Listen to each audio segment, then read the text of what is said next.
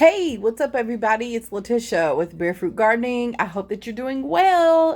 Today, we are finally going to cut open the two-faced tomato. If you all don't know what I'm talking about, you're just seeing this tomato. Go back a couple of live streams ago, and I talk about it on there. But this tomato ripened on one side quickly and didn't ripen on the other side.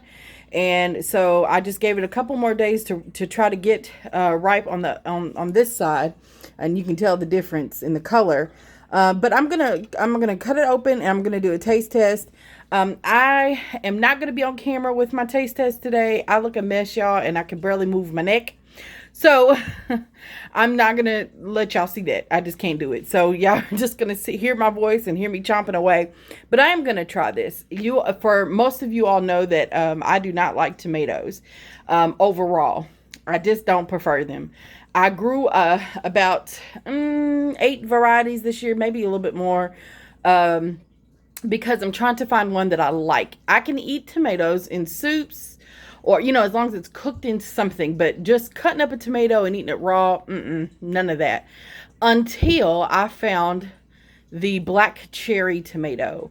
That tomato's delicious. I also tried another tomato. If you check out my playlist, my tomato playlist, and my taste test playlist, you'll find videos there of everything that I've tasted from my own garden this summer, spring and summer. And I tasted everything raw first, and then I might have cooked it up in something. So let's get to it. So we're not sure what type of tomato this is. We were between a Dr. Witchy tomato and some other beefsteak type tomato. I forgot that I planted Kellogg's breakfast tomatoes. Kellogg's breakfast tomatoes are beefsteakish. So I really do believe this is what it is. And the reason why I really want to find out what this is because if it's great and it's good, I want to grow it again. I really do now think that it's the Kellogg's breakfast tomato. And the other reason why I'm trying to grow more colors, more varieties of tomato, is to find something that isn't red. Because red tomatoes by itself, I do not like them. They are too tomatoey, too acidic, so I prefer not to eat those. So someone suggested try all the orange ones that you can and all the yellow ones that you can because they tend to be sweeter. Now that black cherry tomato is like a purple-ish, burgundy-ish color on the inside. I mean like a wine color. It is so beautiful, like a red wine color, maybe a little deeper. But it's gorgeous, and it was sweet, and I do like that tomato. So let's cut this open and see. I'm going to cut the more right side first and then cut the other side. And I want you all to see this. Let's see. I'll cut it like this. Okay. Beautiful, beautiful, beautiful. Now, there's something going on in here, and I really think it's starting to maybe that looks like, I'm not sure what that looks like, you all. Maybe mold or rot. I'm not sure what that is. If anybody can tell me, that would be great. But this side is definitely more ripe than the other side. Let me cut it one more time.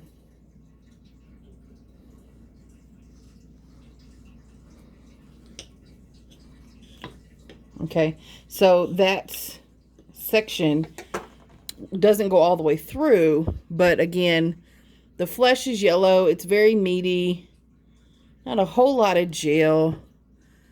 Here's the part with the yuck part. I'm not going to eat the yuck part. I'll just cut it away. But I do want to try it. So let's try it out and see how this tastes. Beautiful tomato.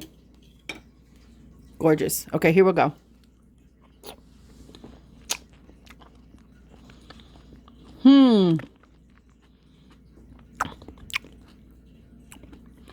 Okay. Yeah. Definitely sweeter. And yeah, I'm truly convinced that homegrown just tastes way better. It's just the bottom line. I might be too close to the middle here. No, that was okay. Cut that little part off. I'm gonna have another bite. Not extremely juicy. Let's get this side. I'm not a pretty tomato cutter. Okay.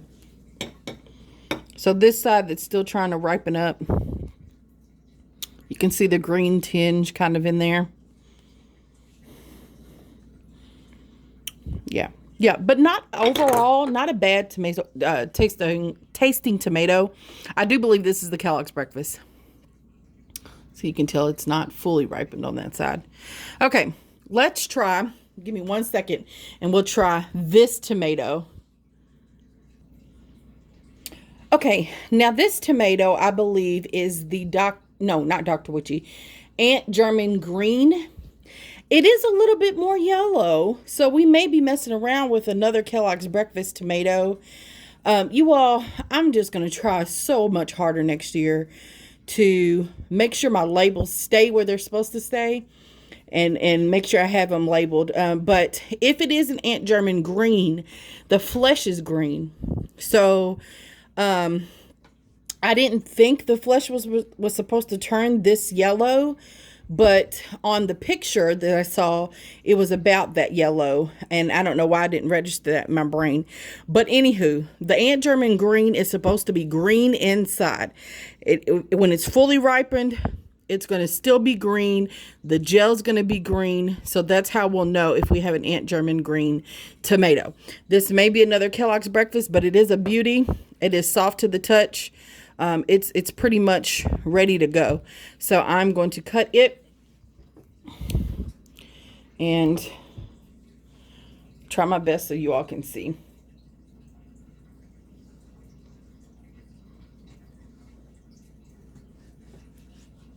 Okay.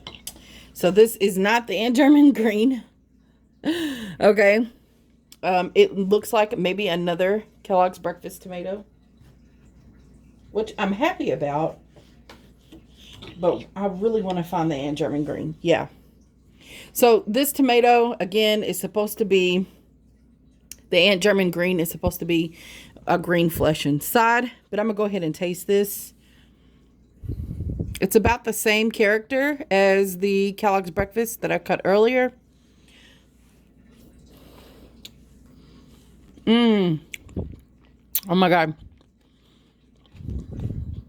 Yeah, very, very sweet. And this one's a little bit more juicy.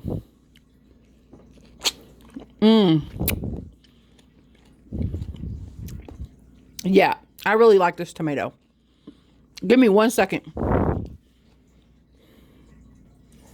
Okay, I'm determined to figure out if I have an Aunt German Green. So this is been in the house about the same time as the other two tomatoes. Has not turned any other color. Really flushed green at the top here. And it kind of has this little pattern on it. So I don't know. Let's just see if this is the Aunt German Green. I'm so convinced that I have one, y'all. I'm pretty sure the biggest plant that I had in the backyard, the biggest tomato plant, was an Aunt German Green tomato. So let's figure this out. Let's just see. I'm going to cut it open and we'll just find out.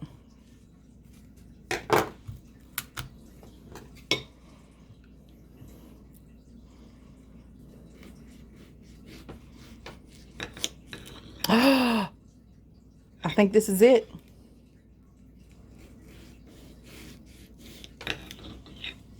Now, y'all could be like, Letitia, I think you're totally wrong because it could just be an unripe tomato. We're all familiar with green tomatoes, tomatoes that have not ripened yet. However, look at that. The flesh is green. The gel is green. It's pretty. It's giving it to me. You know, it's not the softest, but, you know, again, I could be wrong. I have one more over there on the table, and I'm going to let it sit there for another 3 days to see if it'll turn for me. And if it doesn't, then I have a German Green. I'm pretty sure. I'm going to taste this side right here.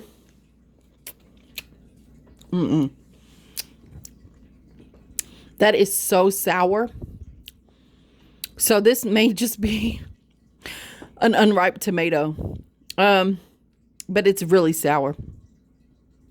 Yeah, I'm not sure how an Aunt German green is supposed to taste, to be always honest. So I'm gonna do some research on that. But if anybody has a comment on what it's supposed to taste like, please put it in the comment section below. Thank you all for watching as I go through this. As a beginner gardener, you all, I'm just learning.